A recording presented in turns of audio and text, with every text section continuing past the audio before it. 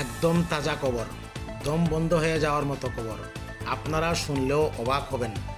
ধর্মনগরের Kalikapur sub jail থেকে 6 সাজাপ্রাপ্ত আসামি গতকাল ভোর রাতে পালিয়েছে।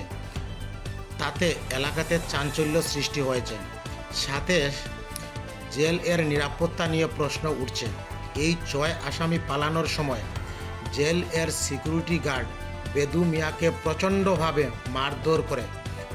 জানা যায় ছুরি দিয়েও আঘাত করার চেষ্টা করেন। তিনি বর্তমানে ধর্মনগর জেলা হাসপাতালে চিকিৎসাধীন।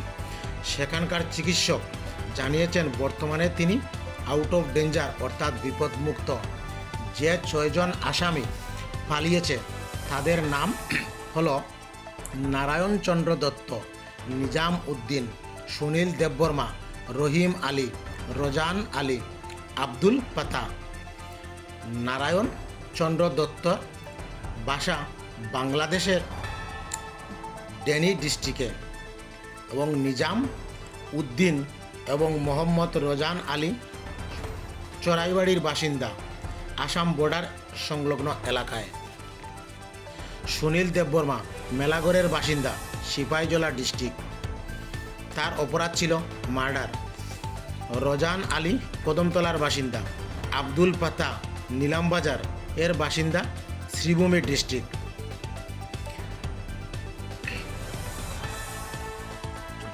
6 জনের মধ্যে একজনকে বিকালবেলা চন্দ্রপুর এলাকা থেকে গ্রেফতার করা হয়। উনি এই অপরাধী ওর মিসেসের সাথে যোগাযোগ করে ওকে নিয়ে যাওয়ার জন্য ওর মিসেস গাড়ি নিয়ে এসেছিল। সেখান থেকে পুলিশ ওকে গ্রেফতার করে। আজ দশমী, আমাদের দুর্গামা আমাদের ছেড়ে চলে যাবে। সত্যি খুবই দুঃখের। বিদায়বেলা ভারাক্রান্ত হৃদয়।